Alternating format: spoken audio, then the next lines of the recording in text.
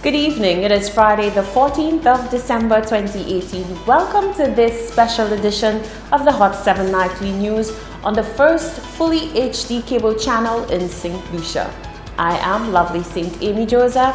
Thank you for joining us, and here's a look at the stories making the headlines. Del Monte Foods records more than 60,000 cases of Fiesta corn. Hot 7 launches fully HD programming on cable TV and free-to-air. And St. Lucians react to the decision by St. Vincent and the Grenadines to decriminalize cannabis. We have the details of these stories and more coming up. This is the Hot 7 Nightly News with Lovely and Amy Joseph. The highly anticipated debut of Hot 7 TV's programming on the cable channel lineup is finally here. After months of preparation and countless hours of tweaking the product, Hot 7 TV is finally on flow and free to air. The first 100% digital channel has entered the St. Lucian market with exceptional second-to-none quality. Hot 7 TV is sure to follow in the footsteps of its partner company, Hot FM Radio, which for the 13th consecutive year remains the #1 most listened to radio station on island. For all the exciting developments here at media conglomerate Hot FM Communications Limited, we join Hot 7 TV's senior reporter, Rochelle Gonzalez. Thank you for calling Hot FM, Kiss FM, and Hot 7. Monica speaking. How may I help you? Patrick Smith conquered the radio world in St. Lucia 13 years ago and has held on to the #1 spot with an iron grip since then. Today, however, the tycoon behind the Hot FM radio franchise has set his sights on conquering the local television scene as well with the official televised launch of Hot 7 TV. Although Hot 7 TV has been available via the website www.caribbeanhottv.com and the Hot FM app, the new station is all set to make its television debut tonight on Flow Channel 117. The Hot FM CEO said he has his eyes on the prize and plans to bring his new TV station to the same level as his record breaker Hot FM. Let's put it that way. We are #1. We will do whatever we have to do in terms of giving the public what their hearts desire. And I think that's where we should be. We deserve the #1 spot because we are different. We are #1. Hot FM, Kiss FM, and now I'll take a drink on that. Hot 7. Thank you. Radio announcer and host of The Morning Buzz, which was voted as the favorite radio program, Leanna Johannes, aka Lady Lee, was almost at a loss for words over her crowning glory. I am so happy to know that Morning Buzz has dominated once again over all the other programs. Oh my God, I'm honored. Very, very honored. Also humbled by being in the #1 spot for the 13th consecutive year was radio announcer Marlon Clovis, who expressed his deepest appreciation to the listeners who have kept the station at the top for over a decade. It's something that you can never really get used to because, just here doing your thing, just having fun, you're on your DJ, and you'd never think that so many people would actually be, making you #1 and loving what you're doing. So it's a really great feeling. And of course, I really appreciate it from all of our listeners, those who call all the time, those who message us, and just let us know that they're enjoying the music and what we do every day. Not one to leave out their loyal clients, Senior Sales Executive Monica Thomas expressed her gratitude to them and let them know that their advertising options have just gotten bigger. I would just like to thank our listeners for making us #1 and our advertisers for advertising with us as well. And also with Hot 7 coming on board, we know that the ads will not only be heard, but it will be seen as well. So those people who are not advertising with us, here's the opportunity for you to advertise on Hot 7. And again, thanks to our many, many listeners for making us #1. So be sure to join the television revolution with Hot 7 TV channel 117 on Flow, on free-to-air with your HD antenna, or via our website or our app. Reporting for Hot 7 News, I am Rochelle Gonzalez. 7 p.m. Thank you, Rochelle.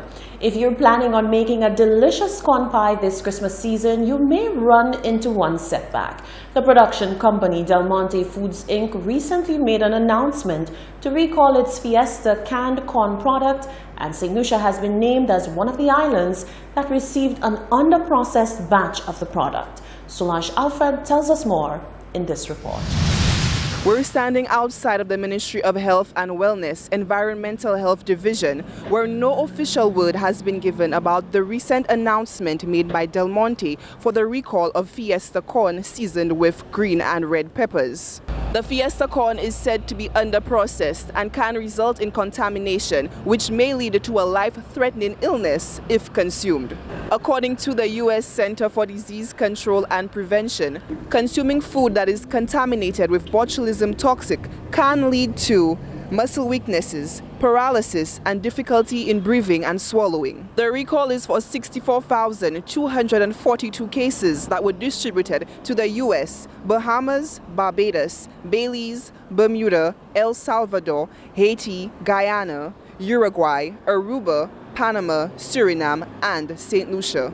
Reporting for Hot 7 News, I am Solange Alfred. St. Vincent and the Grenadines has become the first OECS member state to decriminalize marijuana for medical and scientific purposes. The historic bill was passed in Parliament on Tuesday. The OECS Communications Unit is reporting that the development is a first that is likely to impact the North American and Canadian medicinal marijuana industry.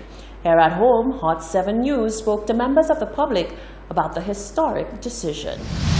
With St. Vincent and the Grenadines approving legislation to decriminalize marijuana for medical and scientific purposes, Hot 7 News sought to find out the views of the public on this landmark decision.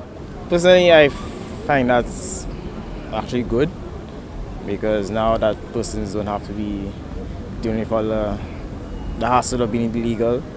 So, because marijuana can be used for medicinal purposes and not just only drugs as everybody thinks.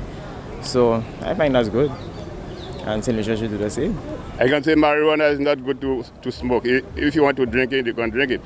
But I don't think that's something good for somebody to smoke. No, I don't want that St. Lucia. I don't want it. St. Lucia, as we see, is basically on the back end. And through seeing things happening in the wider community, the wider world, I guess that makes sense. We basically watch and wait to see what they do.